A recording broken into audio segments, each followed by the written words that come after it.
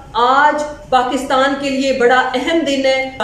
انشاءاللہ آج حقیقی آزادی کے لیے بنیادی دن ہے۔ میں شکست خوردہ قوتوں کا شکریہ ادا کرتی ہوں۔ آج آپ دیکھیں گے کہ جو خان صاحب لائحہ عمل دیں گے وہ پاکستان، نئے پاکستان کے لیے، حقیقی آزادی والے پاکستان کے لیے سنگ میل کی حیثیت رکھتا ہے۔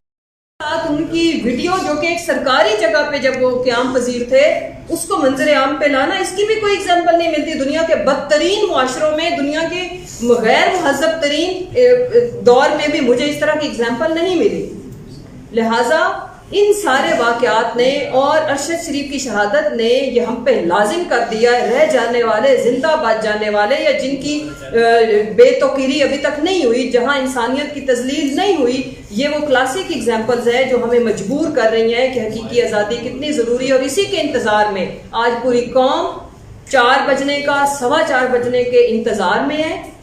اور آج آپ دیکھیں گے کہ جو خان صاحب لائحہ عمل دیں گے وہ پاکستان، نئے پاکستان کے لیے، حقیقی آزادی والے پاکستان کے لیے سنگ میل کی حیثیت رکھتا ہے۔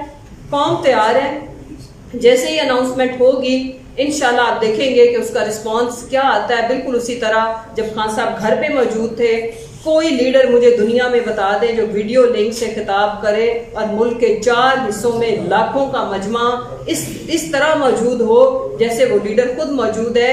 اور آخر میں شکست خوردہ قوتوں کا شکریہ ادا کرتی ہوں کہ انہوں نے ہمارے حقیقی آزادی کو مزید ناگزیر کرنے کے لیے، اور یہ کتنی ضروری ہے، اس میں قوم کو سوچنے اور سمجھنے پہ مجبور کیا کہ اس کے بغیر گزارا نہیں ہے۔ اس گھٹن زدہ، اس تعفن زدہ جو میرے ملک کی ہواؤں اور فضاؤں کو کر دیا گیا ہے اخلاقی گراوٹ کے ساتھ۔ انشاءاللہ آج حقیقی آزادی کے لیے بنیادی دن ہے اور ہم اس چیز کے لیے تیار ہیں۔ اور میں ماؤں، بہنوں اور قوم کی بچیوں کا شکریہ ادا کرتی ہوں کہ آپ شانہ بشانہ اپنے لیڈر کے چلی ہیں۔ اور میں خان صاحب آج آپ سے وعدہ کرتی ہوں کہ ہم مائیں، بہنیں، بیٹیاں سر پہ کفن باندھ کے نکلیں گے، آپ کال دیں، کیونکہ مجھے نہیں بننا ارشد شریف کی ماں کے جیسا۔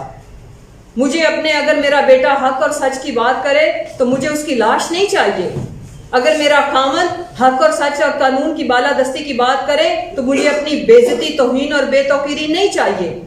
اور اگر اس ملک کا سب سے آنیسٹ، صادق اور امین لیڈر پاکستان کی عوام کی، پاکستان کے بہتر مستقبل کی، بہتر اکانومی کی، رول آف لا کی بات کرے تو ہمیں اس کی اب لاش نہیں چاہیے۔ ہم نے بڑی لاشیں اٹھا لی، ہمیں اس کی کریکٹر اسیسینیشن نہیں چاہیے، ہمیں اس کے اوپر ٹوچا خانہ، شوشہ خانہ جیسے الزامات نہیں چاہیے۔ قوم کا شکریہ، انہوں نے ہر پروپیگنڈے کو رد کیا۔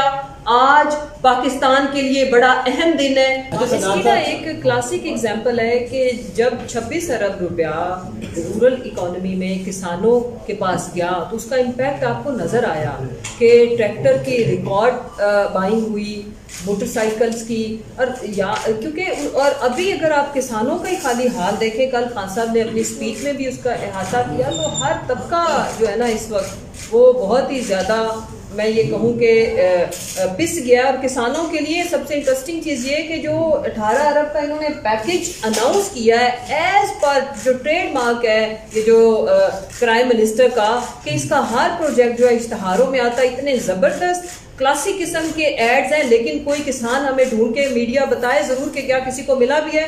کسی کو 1 روپیہ ابھی تک نیچے گراؤنڈ پہ نہیں گیا۔ تو یہی ان کے حالات ہیں۔ منی بجٹ کی بات ہو رہی ہے کہ منی بجٹ جو ہے یہ آ سکتا ہے، منی بجٹ، اور اگر جو آتا ہے تو کس طرح عوام کو افیکٹ کرے گا؟ اور میڈم کا سوال ہے کہ خان صاحب کی صحت اب کیسی ہے اور وہ ان کی صحت اجازت دیتی ہے کہ وہ جا کے لانگ مارچ کی قیادت کریں راولپنڈی میں؟ جی الحمدللہ ہی از امپروونگ۔ آج جو ڈاکٹرز ہیں انہوں نے باقاعدہ ان کے باؤنڈز کو اوپن کر کے اس کا معائنہ کرنا ہے، اور آج ڈاکٹرز ان کو بتا دیں گے کہ کتنے ٹائم کے اندر کم از کم وہ موو کر سکتے ہیں، یعنی کہ ہم ان کو ٹریول کرا سکتے ہیں۔ تو وہ تو آج پتہ لگ جائے گا۔ اسی کے پیش نظر خان صاحب آج اپنی اسپیچ میں اپنے پنڈی پہنچنے کی ڈیٹ بھی اناؤنس کریں گے۔ منی بجٹ کو میں آپ کو کہا نا، میرے خیال میں تو یہ جو محترمہ عائشہ غوث پاشا کی جو یہ اسٹیٹمنٹ تھی نیشنل اسمبلی کی، وہ ہمارا ذہن اس طرف بنانے کے لیے ہوتا ہے کہ لوگ ٹیکس نہیں دیتے اور اس قسم کی انہوں نے باتیں کی نا. تو یہ اب میرے خیال میں وہ جو IMF کے ساتھ ان کی کمٹمنٹس ہیں، شاید وہ پیٹرولیم کے اوپر جو ہے وہ 70% جی شاید اس پہ بھی سیلس ٹیکس لگ جائے، شاید ڈیزل کے اوپر جو ہم نے لگا اس کے اوپر بھی شاید لگ جائے، اور پھر وہ شاید اس کو نان ٹیکس اس کے اندر کے ٹیکس کی بجائے اس کو لیویز کر کے کلیکٹ کریں کہ صوبوں کو ریونیوز میں تو وہ صوبوں کو دینا پڑے گا نا، جو نان ٹیکس ریونیو جو فیڈرل گورنمنٹ کے پاس ہی رہتا ہے تو شاید وہ اس طرح کر کے کریں. میرے خیال میں ابھی بجلی کی شاید قیمت کے اوپر ان کو کچھ کرنا پڑے. یہ ساری چیزیں میرے خیال میں یہ ذہن بنایا جا رہا ہے یہ کہنے سے کہ لوگ ٹیکس نہیں دیتے اور FBI ٹیکس نہیں کلیکٹ کر رہا، تاکہ لوگوں کا ایک فیلر دیا جائے کہ لوگوں کو آگے سے لوگ رسپونڈ کیسا کرتے ہیں. 7% انڈسٹریل گروتھ ہے، 7.2% لارج مینوفیکچرنگ لارج انڈسٹری کی گروتھ ہے. تو ہم نے میں تو آپ کو اپنی حکومت کا جو ہے پرفارمنس سامنے رکھ دی ہے، اور جس وقت وہ ویل چلنا شروع ہوتا ہے تو اس کا مومنٹم ایڈ ہوتا جاتا ہے. اگر ہماری حکومت رہتی تو شاید یہ جو بھی 5.97% 6% تھا وہ شاید اگلے سال 7% ہو جاتا، 8% ہو جاتا. یہ تو اس کے ساتھ یہ بتائیے گا جو گنے کے کاشتکاروں کے ساتھ جو ہوا ہے، جس کا کل خان صاحب نے ذکر کیا، لیکن بہت برا ہوا، لیکن اس میں پنجاب حکومت کا ڈیسیژن بھی شامل ہے کہ پنجاب حکومت جو کھیت کمشنر کا نوٹ کہیں نظر نہیں آیا. پچھلے سال آپ کا کھیت کمشنر تھا آپ کی حکومت میں، دوسرے 15 نومبر کو ملے چلوا دیا. ایسا کھیت کمشنر جو ہے وہ سسرا، اس کی وجہ سے بڑا فائدہ ڈیفینیٹلی ملوں نے بھی اٹھانا ہے، قیمتیں بڑھ گئی چینی کی. اور سیکنڈلی آپ نے اس کی کرشنگ کا ڈیٹ کا اناؤنس نہیں کیا، آپ نے گنے کی قیمت کا اناؤنس نہیں کیا. ایک واقعی ایک انڈیسیژن تھا جو کہ 15 نومبر سے کافی پہلے ہونا چاہیے تھا تاکہ یہ چل سکتی. یہ بالکل میں آپ کی اس بات سے اگری کرتا ہوں کہ جس وقت گنے کی ملیں اگر پہلے چلنا شروع ہوں گی تو کاشتکار جو ہے اپنے کھیت پہ دوبارہ گندم لگانے کے لیے اس کے لیے اویلیبل ہوگا. کل جو ہے کیبنٹ نے اس کا کل ہماری جو منسٹر آف اسٹیٹ ہیں محترمہ عائشہ غوث پاشا، انہوں نے شاید نیشنل اسمبلی کے فلور پہ کچھ باتیں کی. میرا خیال تھا کہ ان کی تصحیح کرنا یا ان کے سامنے حقائق رکھنا بہتر ہے. کل ان سے سوال یہ پوچھا گیا تھا کہ کیا پاکستان کو ڈیفالٹ کا رسک ہے یا نہیں ہے. اس کے سوال کے جواب میں انہوں نے بڑے واضح طور پہ یہ کہا کہ ایسی کوئی بات نہیں ہے، اور میری ذاتی طور پہ یہ دعا ہے اور تمنا ہے اور اللہ تعالیٰ سے التجا ہے کہ ایسی چیز نہ ہو.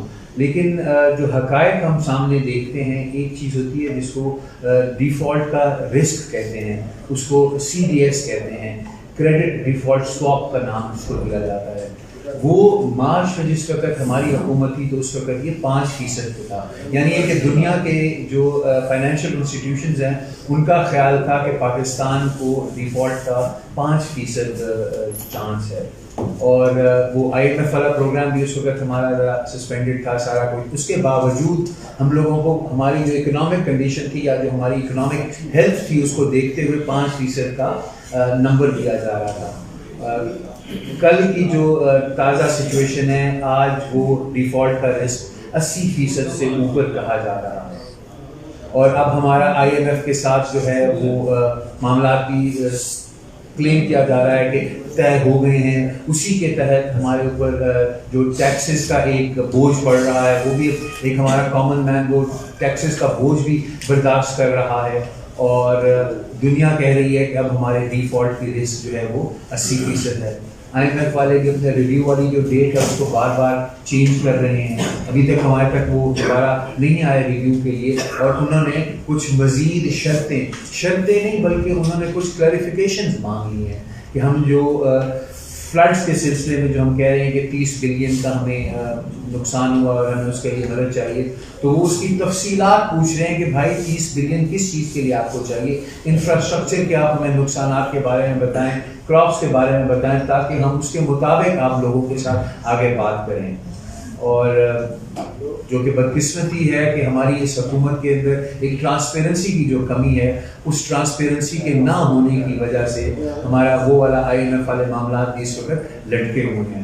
اسی سے ریلیٹڈ ہی ہے. آپ دیکھ رہے ہیں آج کل وہ لندن میں بھی ایک امداد والے ہی کیس کے سلسلے میں وہ چل رہا ہے. تو ہماری ساکھ خراب ہوئی ہے اس وقت دنیا کے اندر. اس ساکھ کی خرابی نے، اس ساکھ کی کمزوری نے ہمیں آج ان مشکل جگہ پہ لا کے کھڑا کیا ہے.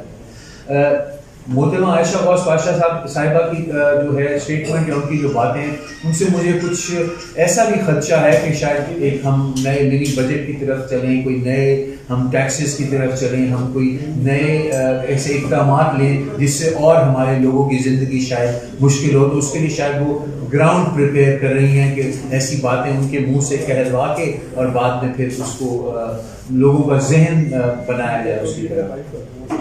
انہوں نے بات کی کہ ہمارے ملک کے اندر ٹیکس کلیکشن کی بات کی کہ نہیں ہوتا.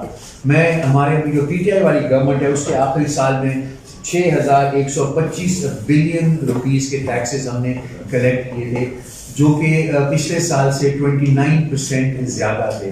ٹیکسز کلیکشن جو ہے انہی کے ساتھ ملک میں چلنا ہے. ٹیکسز کلیکٹ ہوتے ہیں تو ہمارے ملک کی آمدنی وہ ٹیکسز ہوتی ہیں اور اس کے ساتھ ہم وہ خرچہ کرتے ہیں. تو یہ حکومت اپنی ناکامی کا اعتراف کر رہی ہے کہ یہ ٹیکس کلیکشنز کے اندر یہ لوگ ان کا ایک فیلئر ہے.